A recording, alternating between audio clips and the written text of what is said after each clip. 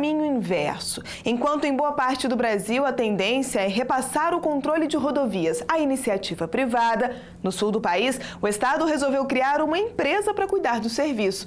É claro que a decisão tem gerado muita polêmica.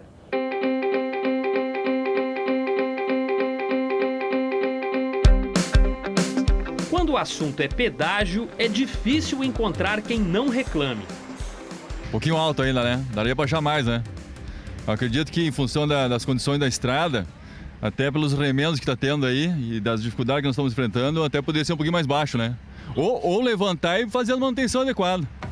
Para a maioria dos usuários, pagar a conta não significa a garantia de uma estrada em bom estado de conservação. É muito caro, porque as condições da rodovia deveriam estar melhores, né, para as pessoas. Eu acho que se eles melhorarem, daí compensa. Tá um pouco melhor, mas mesmo assim, né, é um absurdo, né, muito caro. No Brasil inteiro se questiona os valores cobrados nos pedágios. Mas o que o motorista mais quer saber é quais são os itens que são levados em conta para definir o preço de uma tarifa. Esse cálculo é feito por 55 concessionárias que controlam 283 praças de pedágio em todo o país. A definição do valor depende de custos com materiais como brita, areia, asfalto e terraplenagem. Tem também serviços de manutenção, tapa-buracos, restauração, drenagem, sinalização, capina e recapeamento. A lista inclui ainda a conta de assistência ao usuário, com guincho, ambulâncias, socorro mecânico e os chamados callbox. E até as despesas com pessoal, o lucro das empresas e a estimativa de tráfego. Pelos contratos, a concessionária deve apresentar o valor ao governo que precisa autorizar a cobrança. Em seguida, entra em cena a Agência Nacional de Transportes Terrestres, que fiscaliza se o preço cobrado está de acordo com o investimento feito na rodovia. Mas nem sempre é possível saber se esta conta foi feita de forma correta. Este professor da Universidade Federal do Rio Grande do Sul, especialista em trânsito, critica a sociedade não ter acesso às planilhas de custo. Aqui no Rio Grande do Sul e no Brasil não é feita uma boa fiscalização. Se não há fiscalização, os serviços não são bem executados. Outros problemas que ocorrem, né, também é muitas vezes o tempo de concessão inadequado. Por exemplo, aqui no Rio Grande do Sul, 15 anos eu acho muito pouco para recuperar o capital investido e promover um retorno adequado. Do outro lado, quem administra os pedágios justifica os valores cobrados. Para o presidente da Associação Brasileira das Concessionárias de Rodovias, os preços são compatíveis com os investimentos feitos pelas empresas. O que se leva em conta ao formular a tarifa primeiro é a projeção de tráfego. Qual é o tráfego estimado que vai ter naquela rodovia, porque ele é que gera a receita e ele é fundamental. O outro aspecto são os custos, né? Os custos dos investimentos que tem que ser feito e o custo de operação, né? E também os custos financeiros, os custos dos financiamentos, os custos necessários. A transferência da responsabilidade pela administração de rodovias para a iniciativa privada começou a ser feita há pouco mais de uma década. Uma prática que sempre gerou conflitos e disputa nos tribunais. E se engana quem pensa que o único motivo da discórdia é o valor da tarifa. Numa primeira fase, se questionou muito o próprio processo licitatório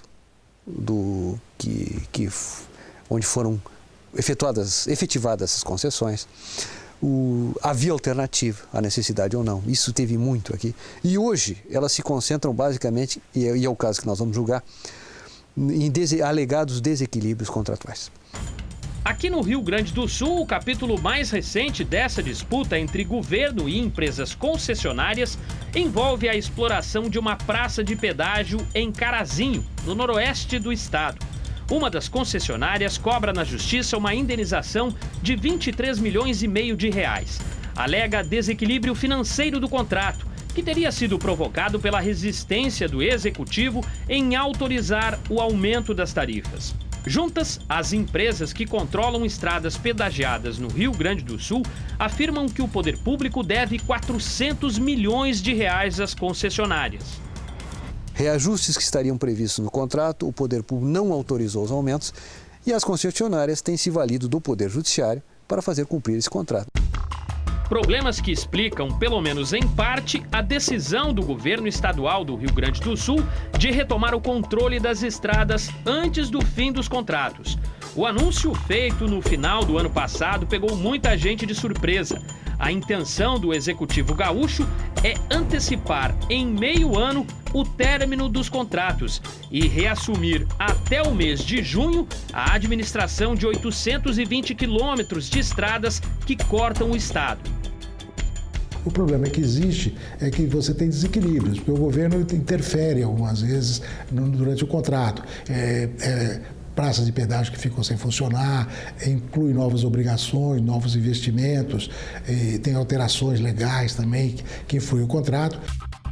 Enquanto os estados buscam alternativas em meio a disputas jurídicas e reclamações dos usuários, especialistas afirmam que uma das saídas é debater o tema de forma mais transparente com a sociedade. Eu acho que tem que discutir com a população usuária. Que valor a população usuária estaria disposta a desembolsar para andar, circular em rodovias em condições, para que o Estado tivesse garantia que os insumos chegassem aos centros de produção e os produtos acabados chegassem sem problemas de continuidade aos centros de consumo. Em relação à intenção do governo gaúcho de retomar a administração do chamado Polo de Carazinho, a medida também foi questionada nos tribunais. Uma decisão provisória tomada no fim de fevereiro garantiu à empresa o direito de explorar o serviço até o fim do contrato. Com isso, os pedágios devem ser mantidos até o dia 28 de dezembro.